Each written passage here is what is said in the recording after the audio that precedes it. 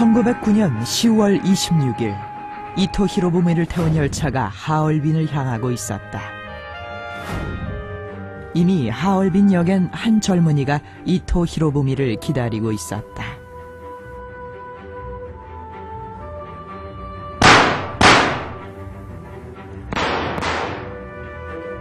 안중근이었다. 일본은 이토 히로부미의 암살 배후를 집요하게 캐물었다. 이번 일을 누구와 상의하거나 알렸을 텐데.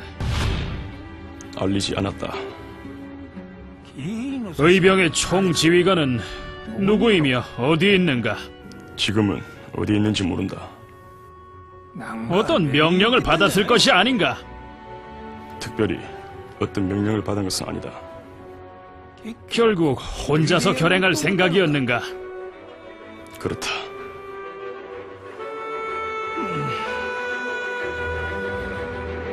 그러나 안중근은 끝까지 암살 배후를 밝히지 않았다. 지금까지도 베일에 가려진 인물, 그의 이름은 최재형이다.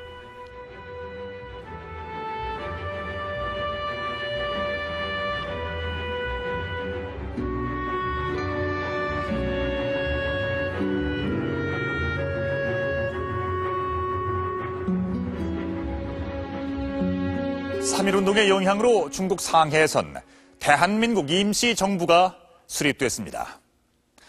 안창호, 김규식, 이동휘 등이 임시정부의 강요로 임명이 됐는데요. 그중 임시정부의 살림을 이끌어갈 인물로 재무총장의 최재형이 임명됐습니다.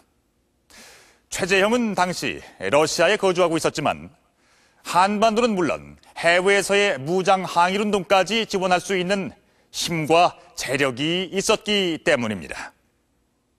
하지만 최재형에 대해서 우리에게 알려진 바는 거의 없는 실정입니다. 항일운동의 대부라고 부를 수 있을 만큼 그의 업적이 큰데 비해서 그 이름은 지금도 낯설기만 한데요. 최재형은 항일 독립운동에 있어 과연 어떤 역할을 했던 인물이었을까요? 러시아의 수도 모스크바.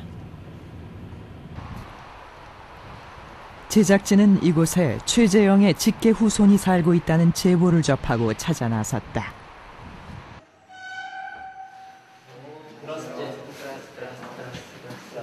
최재형의 손자 최발렌틴 씨다. 집안에 들어서자마자 최재형의 사진이 눈에 들어온다. 최재형이 사망하기 2년 전에 찍은 사진이다.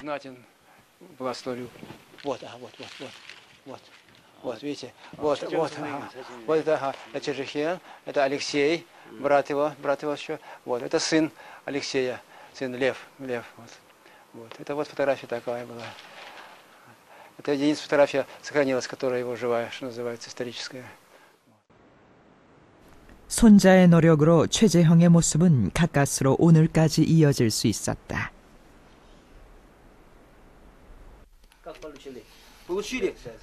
대한민국 정부에 의해 1962년에 수여된 건국공로 훈장이 전달되는 데에도 33년이 걸렸다.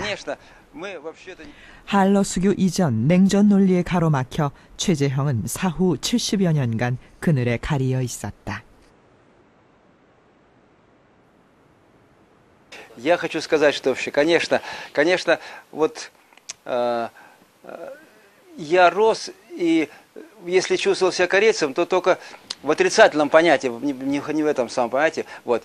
И когда сказали, и когда вот приходит такая слава, когда поднимают тебе, говорят, что вот твой дед был, вот вождь был, что это лидер корейского движения, это, конечно, вот даже непередаваемые чувства, как это было. 그런데 잠시 후 최발렌틴은 제작진에게 뭔가 보여줄 게 있다며 깊숙한 곳에 간직한 서류 뭉치를 꺼내 보였다. Вот эти все документы. Ну вот видите, это вот рукопись, которую написала дочь Петра Семеновича. Ольга Петровна. Это моя жизнь. Она пишет здесь в первой части о Петре Семеновиче, очень много пишет вообще, как они жили в Приморском крае, сколько было детей, как они, чем занимался Петр Семенович, как его занимался обустройством крестьян, вот, о том, как организовал партизанское движение. Вот здесь она все хорошо помнит и пишет об этом. Вот. И вторая часть, это ее личная жизнь уже была. Вот. Это... 최발렌틴 씨가 최재형의 삶을 추적하는데 가장 큰 도움이 된 것은 돌아가신 고모 최올가의 자서전이었다. 최올가는 어릴 적 직접 보고 들은 아버지 최재형에 관해 꼼꼼한 기록을 남겨놓았다.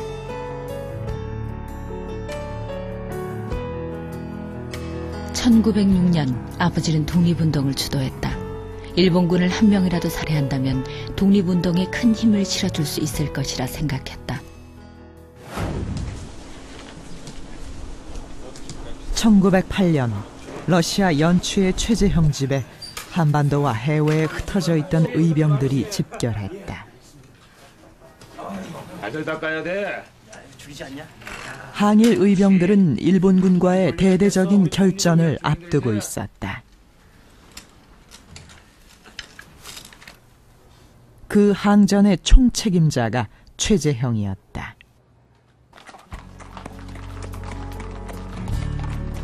한반도를 잠식한 일본은 대한제국의 마지막 무력인 군대를 1907년 해산시킨다. 의병들이 전국에서 일어나 격렬히 항거했지만 일본의 적극적인 진압으로 인해 설 곳을 잃어갔다.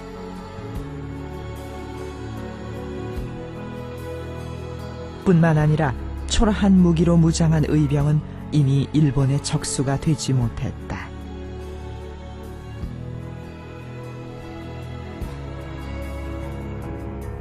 국내에서의 무장 항쟁이 어려워지자 의병들은 그 기반을 국외로 옮기게 되는데 특히 두만강과 접경지대인 러시아 연추로의 이동이 많았다. 그리고 연추엔 바로 최재형이 살고 있었다. 예, 기초. 기초가 있고 저기 기초 있잖아. 그러니까 규모가 아주 컸잖아요, 집이. 최재형은 흩어진 의병들을 자신의 집으로 불러 모아 항일 의병운동의 본거지를 마련했다. 의병들은 최재형의 집에서 숙식을 해결하며 무장투쟁을 전개하기 위한 군자금을 제공받았다. 러시아에 있는 모든 항일 의병 세력의 결합, 동의회가 창설된 것이다.